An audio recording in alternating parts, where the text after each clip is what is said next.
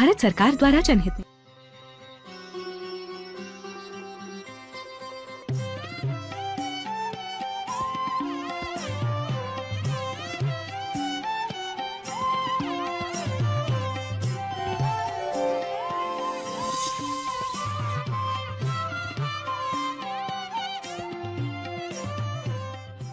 ಎಲ್ಲರಿಗೂ ನಮಸ್ಕಾರ. ಥಟ್ ಅಂತ ಹೇಳಿ ಕ್ವಿಜ್ ಕಾರ್ಯಕ್ರಮಕ್ಕೆ ತಮಗೆಲ್ಲ ಸ್ವಾಗತ. ವ್ಯಾಸರಾಯರು ಒಂದು ಸಲ ಹೇಳ್ತಾರೆ, ಪುರಂದರದಾಸರಷ್ಟು ವಿರಕ್ತರು ಮತ್ತೊಬ್ಬರು ಇಲ್ಲ ಅಂತ. ಕೃಷ್ಣದೇವರಾಯನಿಗೆ ನಂಬಿಕೆ ಬರಲ್ಲ, ನಿಮ್ಮ ಮಾತನ್ನು ಪರೀಕ್ಷೆಗೆ ಒಡ್ಡಬಹುದೇ ಅಂತ ಕೇಳಿದಾಗ ವ್ಯಾಸರಾಯರು ಆಗಲಿ ಅಂತ ಹೇಳ್ತಾರೆ. ಪುರಂದರದಾಸರು ಭಿಕ್ಷೆಗೆ ಅಂತ ಬಂದಾಗ ಅಕ್ಕಿಯನ್ನು ಹಾಕ್ತಾರೆ ಕೃಷ್ಣದೇವರಾಯ. ಆ ಅಕ್ಕಿಯನ್ನು ತಂದು ಮಡದಿಗೆ ಕೊಡ್ತಾರೆ ಪುರಂದರದಾಸರು. ಆ ಮಡದಿ ಅಕ್ಕಿಯನ್ನು ತೆಗೆದು ನೋಡ್ತಾಳೆ, ತುಂಬ ಕಲ್ಲುಗಳು. ಇಷ್ಟೊಂದು ಕಲ್ಲುಗಳಿರೋ ಅಕ್ಕಿಯನ್ನು ಯಾರು ಹಾಕಿದ್ರು ನಿಮಗೆ? ಅದನ್ನು ಬಿಸಾಕ್ತಾಳೆ. ಮರುದಿನ ಅದೇ ಅಕ್ಕಿ, ಅದೇ ಕಲ್ಲುಗಳು. ಮರುದಿನ ಮತ್ತೊಂದು ದಿನ ಅದೇ ಅಕ್ಕಿ. ಅದು ಹೀಗೆ ಒಂದು ವಾರ ನಡೆಯುತ್ತೆ. ಕೃಷ್ಣದೇವರಾಯರು ಮರೆಯಿಂದ ನೋಡ್ತಾರೆ, ಈಕೆ ಆ ಅಕ್ಕಿಯಲ್ಲಿ ಆ ಕಲ್ಲುಗಳನ್ನೆಲ್ಲ ಆರಿಸಿ ಬಿಸಾಕಿ ಅಕ್ಕಿಯನ್ನು, ಒಂದಷ್ಟು ಅಕ್ಕಿಯನ್ನು ಮಾತ್ರ ಅಡುಗೆಗೆ ಬಳಸ್ತಾರೆ. ಏನಮ್ಮ ಏನು ಮಾಡ್ತಾ ಇದೀಯಾ? ಅದು ಯಾವ ಪುಣ್ಯಾತ್ಮ ಅಕ್ಕಿ ಕೊಟ್ಟನೋ ಗೊತ್ತಿಲ್ಲ, ತುಂಬ ಕಲ್ಲುಗಳಿವೆ ಸ್ವಾಮಿ, ಆದ್ರೇನು ಮಾಡೋದು, ಆರಿಸಲೇಬೇಕಲ್ವಾ? ಆರಿಸ್ತಾ ಇದ್ದೀನಿ. ಅಮ್ಮ, ನಿಮಗೆ ಕಲ್ಲುಗಳು ಅಂತ ಹೇಳಿದವರು ಯಾರು? ಅದು ಕಲ್ಲುಗಳಲ್ಲ, ಅದು ಮುತ್ತು ರತ್ನ ವಜ್ರಗಳು ಅಂದೆ. ವಜ್ರಗಳು ನಿಮಗೆ, ಮುತ್ತು ರತ್ನಗಳು ನಿಮಗೆ, ನನ್ನ ಪಾಲಿಗೆ ಅದು ಕಲ್ಲೇ, ಇದು ನಮಗೆ ಬೇಡ ಅಂತ ಹೇಳಿ ಅವೆಲ್ಲವನ್ನು ಪಕ್ಕಕ್ಕೆ ತಳ್ಳುತ್ತಾಳಂತೆ ಆ ಮಹಾತಾಯಿ. ಆಗ ಅನಿಸುತ್ತೆ ಕೃಷ್ಣದೇವರಾಯರಿಗೆ ನಿಜವಾದ ವಿರಕ್ತರು ಅಂದರೆ ಪುರಂದರದಾಸರು ಅಂತ. ಇಂತಹ ಅದ್ಭುತವಾದ ಕಥೆಗಳನ್ನು ಒಳಗೊಂಡಂಥ ಒಂದು ಪುಸ್ತಕ, ಸೊಗಸಾದ ಪುಸ್ತಕ, ನಮ್ಮ ಹೆಮ್ಮೆಯ ಪರಂಪರೆ. ಮಾತಾ ತ್ಯಾಗಮಯಿ ಬರೆದಂಥ ಪುಸ್ತಕ. ಇಂತಹ ಪುಸ್ತಕಗಳನ್ನು ನಾವೂ ಓದಬೇಕು, ಮಕ್ಕಳಿಗೂ ಓದೋಕೆ ಕೊಡಬೇಕು. ನಮ್ಮ ವೀರ ರಕ್ತ, ನಮ್ಮ ದೇಶಕ್ಕೆ ಸೇವೆಯನ್ನು ಸಲ್ಲಿಸಿದಂತಹ ಮಹಾನುಭಾವರು ಯಾರಿದ್ದಾರೆ ಅವರ ಬದುಕಿನ ತುಣುಕುಗಳು ಮೊದಲನೇ ಭಾಗದಲ್ಲಿ. ಶುದ್ಧ ಚಾರಿತ್ರ್ಯವೇ ಜನಾಂಗದ ಜೀವಾಳ. ಭಾರತೀಯ ಸನಾತನ ಧರ್ಮ ಬದುಕಿರೋದೇ ಚಾರಿತ್ರ್ಯದ ಮೇಲೆ. ಆ ಚಾರಿತ್ರ್ಯದ ಮಹತ್ವವನ್ನು ಹೇಳುವಂಥ ಕಥೆಗಳು ಎರಡನೇ ಭಾಗದಲ್ಲಿದೆ. ರಾಷ್ಟ್ರ ನಿರ್ಮಾಪಕ ರಾಜಕಾರಣಿಗಳು, ನಮ್ಮ ದೇಶವನ್ನು ಬ್ರಿಟಿಷರ ಪಾರತಂತ್ರದಿಂದ ಬಿಡಿಸಿದಂಥ ಮಹಾನುಭಾವರ ಕಥೆಗಳು ಏನಿದೆ ಅದು ಮೂರನೇ ಭಾಗದಲ್ಲಿ. ನಿಜವಾದ ಭಾರತ ಯಾವ ರೀತಿಯಾದದ್ದು, ಯಾವೆಲ್ಲ ಹರಿದಾಸರು ಪುಣ್ಯಾತ್ಮರು ಈ ದೇಶವನ್ನು ಕಟ್ಟಿದ್ರು ಬೆಳಗಿದ್ರು, ಅದು ಭಾರತ ಭಕ್ತಿ ಭರತ ಅಂತಕ್ಕಂಥ ಒಂದು ಭಾಗ. ಮಹಾಮಹಿಮರು, ದಯ ಸತ್ಯ ಶೌಚ, ಆತ್ಮರಥ ಆತ್ಮಕ್ರೀಡ, ಬ್ರಹ್ಮವಿದಾಂ ವರಿಷ್ಠ, ಹೀಗೂ ಉಂಟೆ, ಅಸಾಮಾನ್ಯರಲ್ಲಿ ಸಾಮಾನ್ಯರು, ಧೀರ ಬಾಲಕರು, ಮಕ್ಕಳ ಬಗ್ಗೆ ವಿಶೇಷವಾಗಿ ಇರತಕ್ಕಂಥ ಒಂದು ಭಾಗ. ಹೀಗೆ 100ಕ್ಕೂ ಹೆಚ್ಚು ಕಥೆಗಳನ್ನು ಒಳಗೊಂಡಂಥ ಸೊಗಸಾದ ಪುಸ್ತಕ ನಮ್ಮ ಹೆಮ್ಮೆಯ ಪರಂಪರೆ. ಮಾತಾ ತ್ಯಾಗಮಯಿ ಅವರು ಬರೆದಿರುವಂಥದ್ದು. ಇಂತಹ ಪುಸ್ತಕವನ್ನು ಓದೋದಕ್ಕೆ ಕೊಟ್ಟರೆ ಮಕ್ಕಳ ಭಾವಜಗತ್ತು ಏನಿದೆ ಅದು ಅರಳುತ್ತೆ. ಜನನಿ ತಾನೇ ಮೊದಲ ಗುರುವು, ಮನೆಯ ತಾನೇ ಮೊದಲ ಪಾಠಶಾಲೆ. ಸಂಸ್ಕಾರ ಮತ್ತು ಸಂಸ್ಕೃತಿಯ ಪ್ರಾಥಮಿಕ ಪಾಠಗಳನ್ನು ಕಲಿಸಬೇಕಾದದ್ದು ತಾಯಿ. ಹಾಗಾಗಿ ಅಂತಹ ಪಾಠಗಳನ್ನು ಮಕ್ಕಳಿಗೆ ಕಲಿಸಬೇಕು ಅನ್ನೋ ಆಸೆ ಇದ್ದರೆ ತಾಯಂದಿರು ಈ ಪುಸ್ತಕವನ್ನು ಒಮ್ಮೆ ನೋಡಬೇಕಾಗುತ್ತೆ. ಅದ್ಭುತವಾದ ಕೃತಿ. ಮಾತಾ ತ್ಯಾಗಮಯಿ ಅವರನ್ನು ಅಭಿನಂದಿಸ್ತಾ ಇವತ್ತಿನ ಕಾರ್ಯಕ್ರಮವನ್ನು ಆರಂಭಿಸ್ತಾ ಇದ್ದೇವೆ. ಸ್ಪರ್ಧಿಗಳ ಪರಿಚಯ. ಮೊದಲ ಸ್ಪರ್ಧಿ, ನನ್ನ ಹೆಸರು ನವೀನ್ ಹೊಸಪೇಟೆ ಅಂತ, ಚಾಲುಕ್ಯರನಾಗಲು ಬದಾಮಿಯಿಂದ ಬಂದಿದ್ದೇನೆ. ನಾನು ಹಳೆ ಹಾಡುಗಳನ್ನು ಕೇಳ್ತೇನೆ. ಆನಂತರ ನಮ್ಮ ಮನೇಲಿ 3 ತಿಂಗಳಿಗೊಮ್ಮೆ ಯಾವುದಾದ್ರೂ ಫಂಕ್ಷನ್ ಮಾಡಬೇಕು ಅನ್ನೋ ನಮ್ಮ ಹವ್ಯಾಸ. ತುಂಬ ಸಂತೋಷ ನವೀನ್, ಸ್ವಾಗತ ಕಾರ್ಯಕ್ರಮಕ್ಕೆ. ಮುಂದಿನ ಸ್ಪರ್ಧಿ. ಎಲ್ಲರಿಗೂ ನಮಸ್ಕಾರ. ನನ್ನ ಹೆಸರು ಶಿಲ್ಪಾ ಶ್ರೀವತ್ಸ. ನಾನು ಬೆಂಗಳೂರಿನ JP ನಗರದಿಂದ ಬಂದಿದ್ದೇನೆ. ನಾನು ಗೃಹಿಣಿ. ಓದುವುದು ಹಾಗೂ ಕತೆ, ಕವನ, ಕಾದಂಬರಿಗಳನ್ನು ಬರೆಯುವುದು ಹಾಗೂ ಹಾಡುವುದು ನನ್ನ ಹವ್ಯಾಸಗಳು. ಶಿಲ್ಪಾ ಅವರಿಗೆ ಸ್ವಾಗತವನ್ನು ಕೋರ್ತಾ ಇದ್ದೇವೆ. ಮುಂದಿನ ಸ್ಪರ್ಧಿ. ನಮಸ್ಕಾರ. ನನ್ನ ಹೆಸರು ಎಂ ಪ್ರಕಾಶ್ ಆಚಾರ್ಯ. ನಾನು ಮೂಲತಃ ಮೈಸೂರಿನವನು. ನನ್ನ ಅಭ್ಯಾಸಗಳು ಬಂದು ದೇವರ ನಾಮ ಮತ್ತು ಚಿತ್ರಗೀತೆಗಳನ್ನು ಹಾಡುವುದು ಹಾಗೂ ಸಸಿಗಳನ್ನು ನೆಡುವುದು. ಬಹಳ ಸಂತೋಷ ಪ್ರಕಾಶ್ ಅವರೇ. ನಮಗೆ ಯಾವುದಾದರೂ ಒಂದು ದೇವರ ನಾಮದ 2 ಸಾಲು ಹಾಡು ತೋರಿಸ್ತೀರಾ? ವಾತಾಪಿ ಗಣಪತಿಂ ಭಜೇಹಂ, ವಾತಾಪಿ ಗಣಪತಿಂ ಭಜೇಹಂ, ವಾತಾಪಿ ಗಣಪತಿಂ ಭಜೇಹಂ, ವಾರಣಾಸ್ಯಂ ವಾರಣಾಸ್ಯಂ ವರಪ್ರದಂ ಶ್ರೀವಾರಣಾಸ್ಯಂ ವರಪ್ರದಂ ಶ್ರೀವಾತಾಪಿ ಗಣಪತಿಂ ಭಜೇಹಂ ವಾರಣಾಸ್ಯಂ.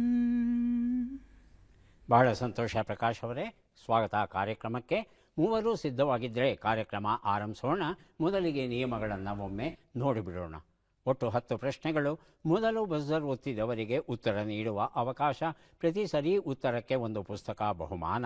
ಆಯ್ಕೆಗಳು ಬರುವ ಮೊದಲೇ ಬಜರ್ ಒತ್ತಿ ಸರಿ ಉತ್ತರ ನೀಡಿದರೆ 2 ಪುಸ್ತಕ ಬಹುಮಾನ. 100 ಅಂಕ ಗಳಿಸಿದವರಿಗೆ 1 ಪುಸ್ತಕ ವಿಶೇಷ ಬಹುಮಾನ. ನಕಾರಾತ್ಮಕ ತಂತ್ರಗಳಿಗೆ ಅವಕಾಶವಿಲ್ಲ. ಕಾರ್ಯಕ್ರಮದ ಮೊದಲ ಪುಸ್ತಕ, ಮೊದಲ ಪ್ರಶ್ನೆ. ಅದ್ವೈತ ಶ್ರೀ ಕ್ಷೇತ್ರ ಶೃಂಗೇರಿ, ನಂ ಶ್ರೀಕಂಠಕುಮಾರ್ ಬರೆದಿರುವಂಥದ್ದು. ಮೊದಲ ಪ್ರಶ್ನೆ ಈಗ ಬಂತು.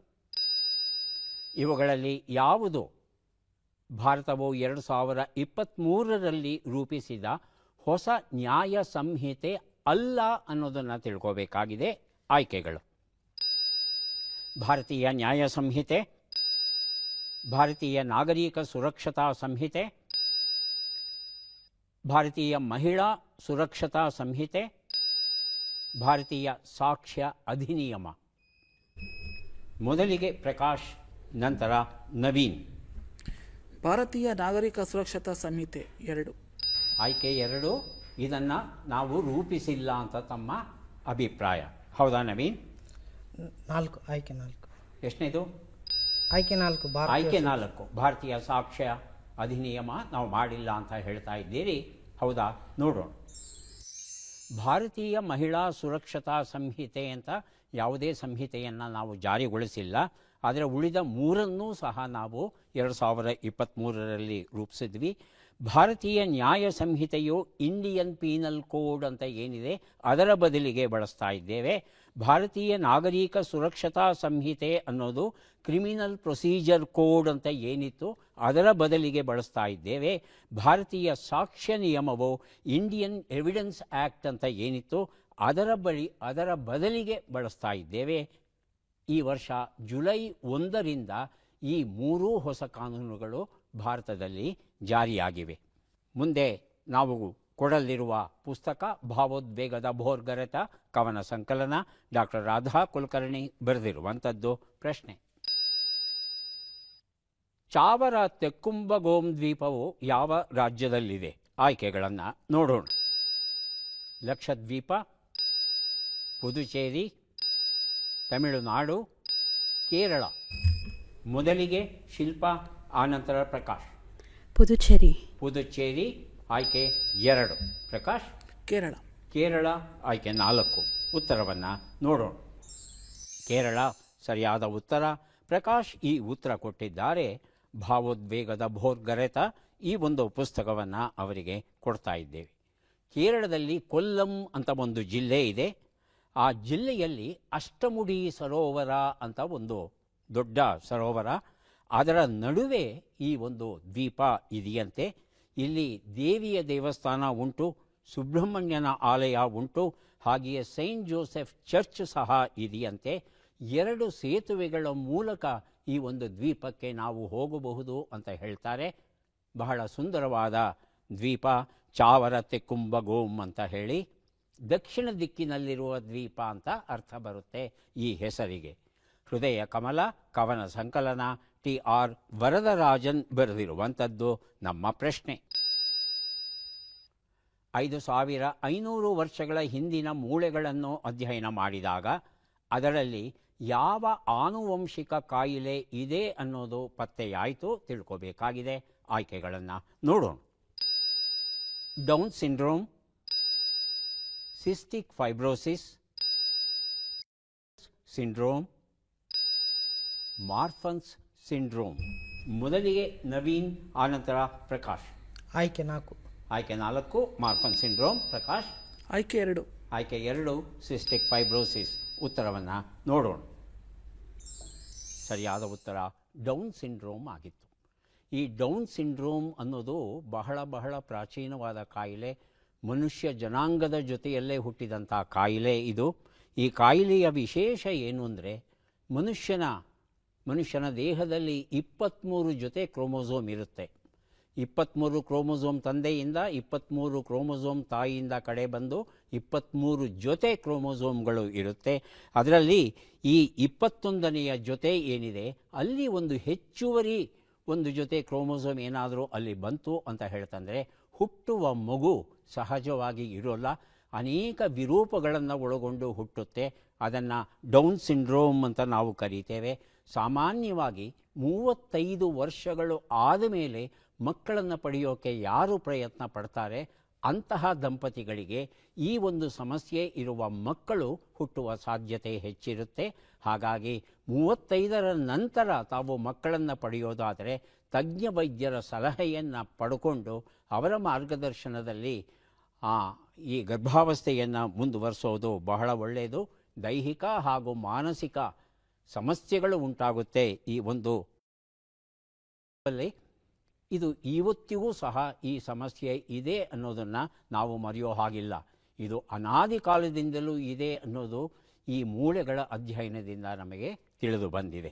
ಮುಂದಿನ ಪುಸ್ತಕ ನಮ್ಮ ಹೆಮ್ಮೆಯ ಪರಂಪರೆ, ಮಾತಾ ತ್ಯಾಗಮಯಿ ಬರೆದಿರುವಂಥದ್ದು ನಮ್ಮ ಪ್ರಶ್ನೆ. ಸುದರ್ಶನ ಸೇತು ಯಾವ ರಾಜ್ಯದಲ್ಲಿದೆ? ಆಯ್ಕೆಗಳನ್ನು ನೋಡೋಣ.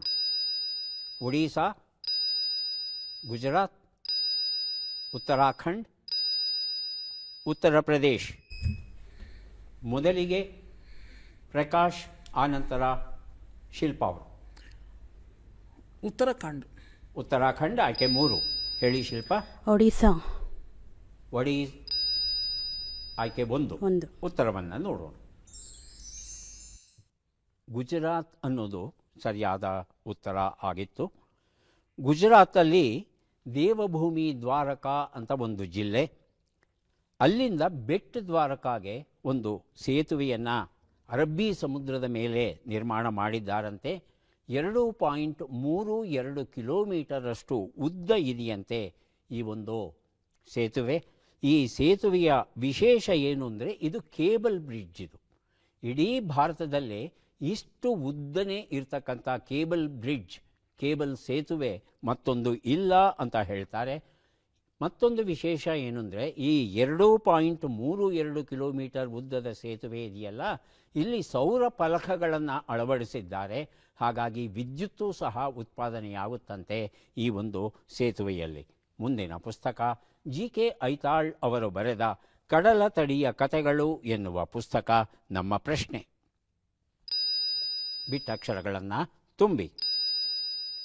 ಉ ಮು ಬ ಹ ರ.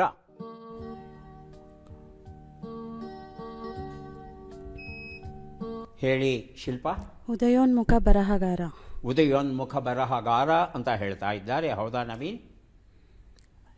ಪ್ರಕಾಶ್, ಉತ್ತರವನ್ನು ನೋಡು. ಉದಯೋನ್ಮುಖ ಬರಹಗಾರ ಉತ್ತರ ಸರಿಯಾಗಿದೆ. ಶಿಲ್ಪಾ ಈ ಉತ್ತರವನ್ನು ಕೊಟ್ಟಿದ್ದಾರೆ. ಕಡಲ ತಡಿಯ ಕಥೆಗಳು ಈ ಪುಸ್ತಕವನ್ನು ಅವರಿಗೆ ಕೊಟ್ಟಿದ್ದೇವೆ. ಚಂದ್ರಶೇಖರ ಕಂಬಾರ ಅವರು ಬರೆದ ನಾಟಕ ಮಾರಿಕಾಡು. ನಮ್ಮ ಪ್ರಶ್ನೆ ಈಗ ಬಂತು. ಈ ಕೆಳಗಿನ ಲೆಕ್ಕಗಳನ್ನು ಪೂರ್ಣಗೊಳಿಸಿ ಉತ್ತರಗಳನ್ನೆಲ್ಲ ಕೂಡಿ ಅಂತಿಮ ಉತ್ತರವನ್ನು ನೀಡಿ. ಲೆಕ್ಕಗಳು ಈಗ ಬಂದಿವೆ. 66 ಕೂಡು 39, 57 ಕಳೆ 23, 22 ಗುಣಿಸು 9, 190 ಭಾಗಿಸು 5.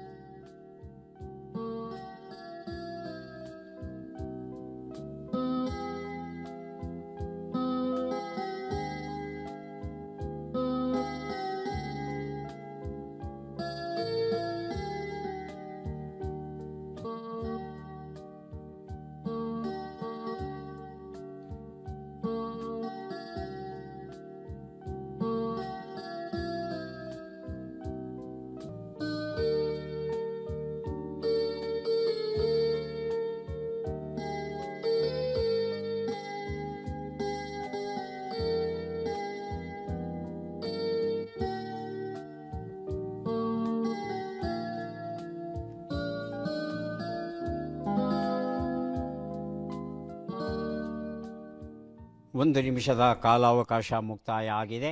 ಯಾರಾದರೂ ಪೂರ್ಣಗೊಳಿಸಿದರೆ ಬಜರೊತ್ತಿ ಉತ್ತರ ಕೊಡಿ. ಹೇಳಿ ನವೀನ್. 430. ಶಿಲ್ಪಾ, ಪ್ರಕಾಶ್, ಉತ್ತರವನ್ನು ನೋಡೋಣ. ಒಂದು ಉತ್ತರ 105, 34, 198, 38 ಎಲ್ಲವನ್ನು ಕೂಡಿದರೆ 375 ಬಂದಿದೆ. ಈ ಉತ್ತರ ನಮಗೆ ದೊರೆತಿಲ್ಲ. ಮಾರಿ ಕಾಡು ಈ ನಾಟಕದ ಪುಸ್ತಕ ನನ್ನಲ್ಲೇ ಉಳಿತು. ಮುಂದಿನ ಪುಸ್ತಕ ಮನದ ಮಾತು, ಸುಧಾಮೂರ್ತಿ ಬರೆದಿರುವಂಥದ್ದು. ನಮ್ಮ ಪ್ರಶ್ನೆ: ಈ ಭಾರತೀಯ ಒಲಿಂಪಿಕ್ಸ್ ಕ್ರೀಡಾಪಟುವನ್ನು ಗುರುತಿಸಿ. ಚಿತ್ರವನ್ನು ನೋಡೋಣ.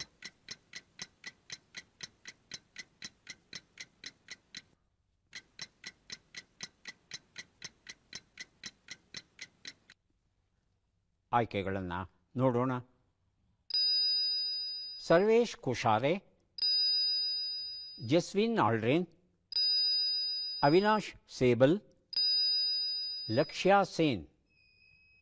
ಮೊದಲಿಗೆ ನವೀನ್, ಆನಂತರ ಪ್ರಕಾಶ್. ಆಯ್ಕೆ 3.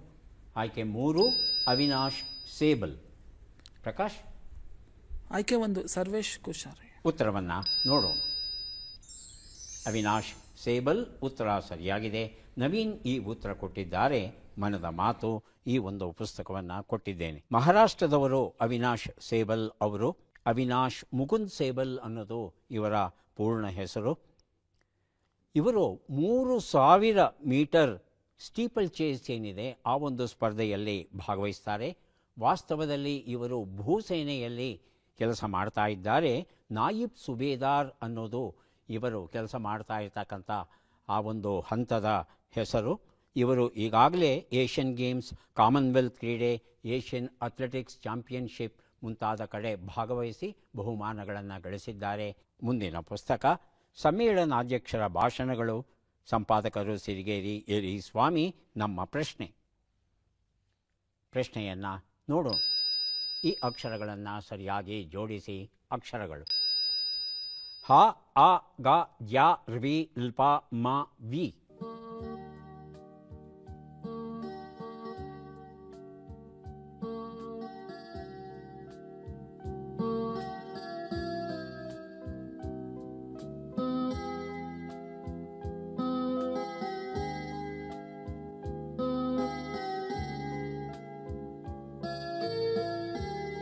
ಪ್ರಕಾಶ್. ಅಲ್ಪವಿದ್ಯಾ ಮಹಾಗರ್ವ. ಅಲ್ಪವಿದ್ಯಾ ಮಹಾಗರ್ವ. ಮಹಾ ಗರ್ವ. ಗರ್ವ. ರ್ವ ಎಲ್ಲಿದೆ?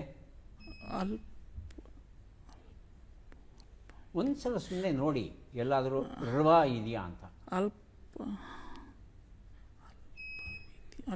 ಅಲ್ಪವಿದ್ಯೆ ವಿದ್ಯಾ ಮಹಾಗರ್ವಿ. ತಮ್ಮ ಉತ್ತರ ಸರಿಗಿದೆ. ಒಂದು ಅಕ್ಷರವನ್ನು ತಪ್ಪಾಗಿ ಹೇಳ್ತಾ ಇದ್ದೀರಿ ಅಷ್ಟೇ. ಅಲ್ಲೇ ಕಾಣ್ತಾ ಇದೆ ನಿಮಗೆ. ಗರ್ವಿ. ಹಾಂ, ಗರ್ವಿ. ಹೇಳಿ ಮತ್ತೊಮ್ಮೆ ಉತ್ತರ. ಅಲ್ಪವಿದ್ಯಾ ಮಹಾಗರ್ವಿ.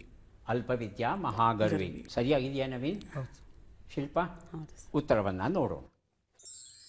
ಅಲ್ಪವಿದ್ಯಾ ಮಹಾಗರ್ವಿ ಉತ್ತರ ಸರಿಯಾಗಿದೆ. ಪ್ರಕಾಶ್ ಈ ಉತ್ತರ ಕೊಟ್ಟಿದ್ದಾರೆ. ಸಮ್ಮೇಳನಾಧ್ಯಕ್ಷರ ಭಾಷಣಗಳು ಈ ಒಂದು ಪುಸ್ತಕವನ್ನು ಅವರಿಗೆ ಕೊಟ್ಟಿದ್ದೇವೆ. ಈಗ 3 ಪುಸ್ತಕವನ್ನು ಕೊಡೋದಕ್ಕೆ ನಾವು ಸಿದ್ಧವಾಗ್ತಾ ಇದ್ದೇವೆ. ಪದಬಂಧ ಈಗ ಬಂತು. ಸುಳುಹುಗಳನ್ನು ನೋಡೋಣ. ಅಪರಾಧಕ್ಕೆ ಸಂಬಂಧಿಸಿದ ನ್ಯಾಯಶಾಸ್ತ್ರ. ಕಾಡು ಹಿತವಲ್ಲದ್ದು.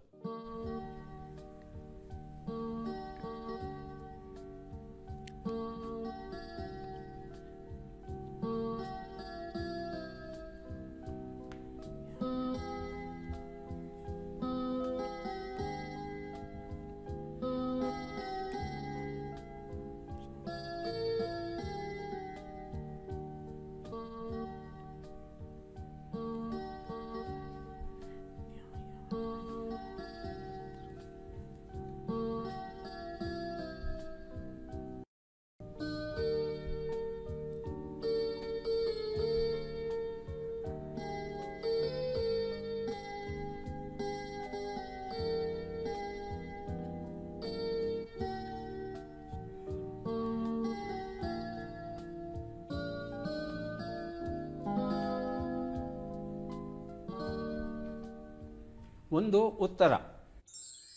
ದಂಡ ಸಂಹಿತೆ. 2 ಉತ್ತರ, ಯಾರು ಬೇಕಾದರೂ ಬಜರ್ ಒತ್ತಬಹುದು, ಉತ್ತರ ಕೊಡಬಹುದು. ಕಾಡು. ಶಿಲ್ಪ. ಅಡವಿ. ಅಡವಿ. ಉತ್ತರವನ್ನು ನೋಡೋಣ. ಅಡವಿ ಉತ್ತರ ಸರಿಯಾಗಿದೆ. ಕನ್ನಡದ ಗಾದೆಗಳು ಪ್ರಫುಲ್ಲ ಚಂದ್ರ ಬಿಡೆ ಸಂಗ್ರಹಿಸಿರುವ ಪುಸ್ತಕ ಕೊಟ್ಟಿದ್ದೇನೆ. 3 ಉತ್ತರ, ಯಾರು ಬೇಕಾದರೂ ಬಜರ್ ಒತ್ತಬಹುದು, ಉತ್ತರ ಕೊಡಬಹುದು. ಹಿತವಲ್ಲದ್ದು. ಮಧ್ಯದಕ್ಷರ ಹಿ. ಹೇಳಿ ಪ್ರಕಾಶ್. ಅಹಿತ. ಅಹಿತ. ಉತ್ತರವನ್ನು ನೋಡೋಣ. ಅಹಿತ ಉತ್ತರ ಸರಿಯಾಗಿದೆ. ಹೆಜ್ಜೆ ಗುರುತು ಕವನ ಸಂಕಲನ. KV ರಮೇಶ್ ಕಟೇಪುರ ಬರೆದಿರುವಂಥದ್ದು ಕೊಟ್ಟಿದ್ದೇನೆ ಪ್ರಕಾಶ್ ಅವರಿಗೆ. ಕೊನೆಯ ಘಟ್ಟ ಚಟ್ಪಟ್ ಚಿನ್ಕುರಳಿ. 5 ಪ್ರಶ್ನೆಗಳು. ಮೊದಲ ಅವಕಾಶ ನವೀನ್ ಅವರಿಗೆ. ಸಿದ್ಧವಾಗಿದ್ದರೆ ಪ್ರಶ್ನೆಗಳನ್ನು ಆರಂಭಿಸ್ತೇವೆ. ಮೊದಲ ಪ್ರಶ್ನೆ. ಬಾಯಿ ಕಟ್ಟಿಸು ಎಂಬ ನುಡಿಗಟ್ಟಿನ ಅರ್ಥವೇನು? ಮಾತಿನಲ್ಲಿ ಸೋಲಿಸು, ಅವಮಾನವನ್ನು ಮಾಡು. ಮಾತಿನಲ್ಲಿ ಸೋಲಿ. ಮುಂದಿನ ಪ್ರಶ್ನೆ. ಯಮುನಾ ನದಿ ಎಂಬ ಅರ್ಥವನ್ನು ಕೊಡುವ ಶಬ್ದ ಯಾವುದು? ಕಾಳಿಂಗ, ಕಾಳಿಂದಿ. ಕಾಳಿಂದಿ. ಮುಂದಿನ ಪ್ರಶ್ನೆ.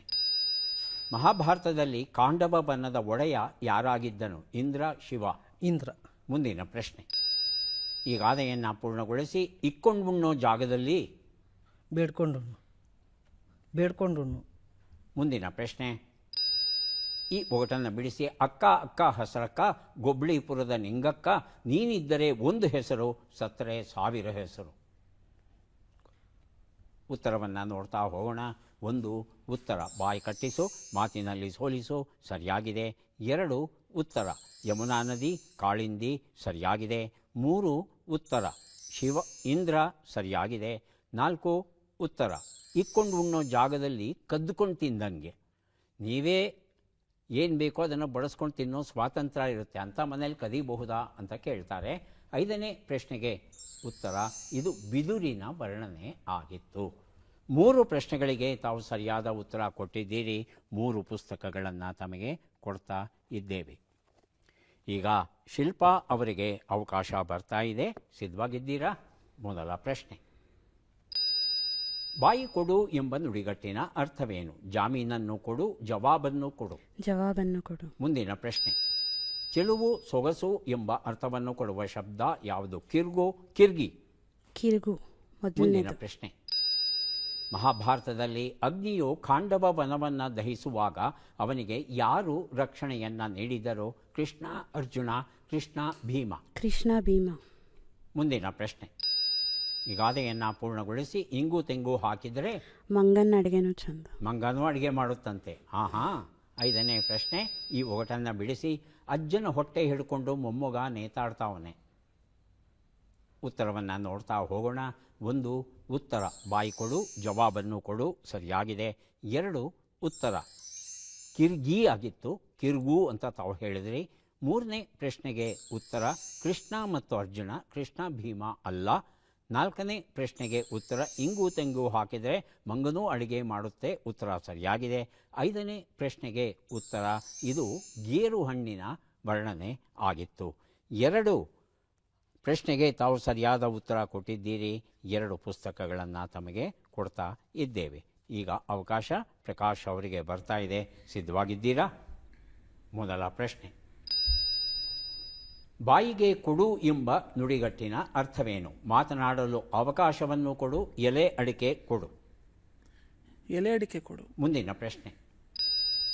ದಿನವಹಿ ಲೆಕ್ಕಪತ್ರ ಎಂಬ ಅರ್ಥವನ್ನು ಕೊಡುವ ಶಬ್ದ ಯಾವುದು? ಕಿರ್ಚು, ಕಿರ್ದಿ. ಕಿರ್ದಿ. ಮುಂದಿನ ಪ್ರಶ್ನೆ. ಮಹಾಭಾರತದಲ್ಲಿ ಅಗ್ನಿಯು ಖಾಂಡವ ವನವನ್ನು ಎಷ್ಟು ದಿನಗಳ ಕಾಲ ದಹಿಸಿದ? 21 ದಿನ, 18 ದಿನ. 18 ದಿನ. ಮುಂದಿನ ಪ್ರಶ್ನೆ. ಈ ಗಾದೆಯನ್ನು ಪೂರ್ಣಗೊಳಿಸಿ. ಇತ್ತಿತ್ತ ಬಾ ಅಂದರೆ? ಮುಂದಿನ ಪ್ರಶ್ನೆ. ಈ ಒಗಟನ್ನು ಬಿಡಿಸಿ. ಅಟ್ಟದ ಮೇಲಿನ ಪುಟ್ಮಾಣಿ ಹಿಟ್ಟಾಯ್ತಲೇ ಕೆಳಗಿಳಿ. ಕುಂಕುಮ. ಕುಂಕುಮ. ಉತ್ತರವನ್ನು ನೋಡೋಣ.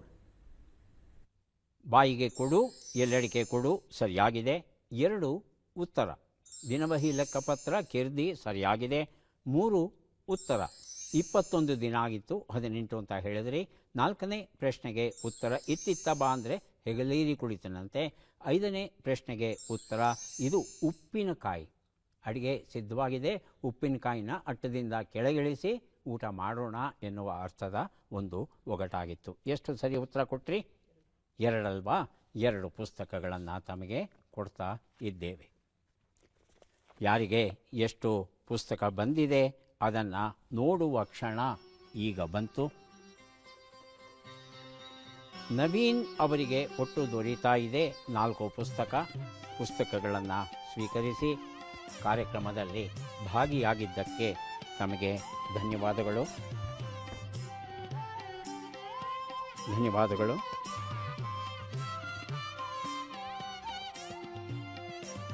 ಶಿಲ್ಪಾ ಅವರಿಗೆ 4 ಪುಸ್ತಕ ಸಿಗ್ತಾ ಇದೆ, ಸ್ವೀಕರಿಸಿ. ಅಭಿನಂದನೆಗಳು.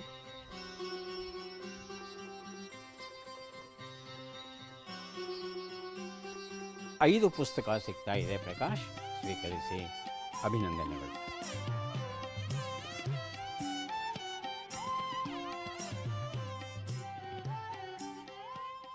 ಮಕ್ಕಳಿಗೆ ಒಂದು ಹೊಸ ತಿಂಡಿ ಮಾಡಿಕೊಡಿ. ಚುಕ್ಕೆ ಬಾಳೆಹಣ್ಣು ತಗೊಂಬನ್ನಿ, ಅರ್ಧಕ್ಕೆ ಕತ್ತರಿಸಿ, ನಂತರ ಉದ್ದುದ್ದ ಕತ್ತರಿಸಿ ಒಂದು ಕಡ್ಡಿ ಸಿಗಿಸಿ ಆ ಹಣ್ಣಿಗೆ. ಡೀಪ್ ಫ್ರೀಜಲ್ಲಿ 1 ಗಂಟೆ ಇಡಿ, ಹೊರಗಡೆ ತೆಗೀರಿ. ಆ ಕಡ್ಡಿ ಇರ್ತಕ್ಕಂಥ ಬಾಳೆಹಣ್ಣಿನ ಭಾಗ ಇದೆಯಲ್ಲ, ಅದನ್ನು ಬಿಸಿ ಬಿಸಿ ಬಿಸಿ ಚಾಕ್ಲೇಟಲ್ಲಿ ಅದ್ದುಬಿಡಿ. ಅದ್ದುಬಿಟ್ಟು ಅದರ ಮೇಲೆ ಗೋಡಂಬಿ, ಪಿಸ್ತಾ, ಬಾದಾಮಿ ಇತ್ಯಾದಿಗಳೆಲ್ಲ ಉದುರಿಸ್ಬಿಟ್ಟು ಮತ್ತೆ ಡೀಪ್ ಫ್ರೀಜಲ್ಲಿಡಿ. ಆಮೇಲೆ ತೆಗೆದು ಮಕ್ಕಳಿಗೆ ಕೊಡಿ. ಬನಾನಾ ಚಾಕೊಲೇಟ್ ಲಾಲಿಪಾಪ್ ಖುಷಿಯಿಂದ ಮಕ್ಕಳು ತಿಂತಾರೆ. ಸ್ವಲ್ಪ ಪ್ರಯತ್ನ ಪಟ್ಟರೆ ಮಕ್ಕಳಿಗೆ ಖಂಡಿತ ಖುಷಿ ಕೊಡಬಹುದು. ಮತ್ತೆ ಭೇಟಿಯಾಗೋಣ. ನಮಸ್ಕಾರ.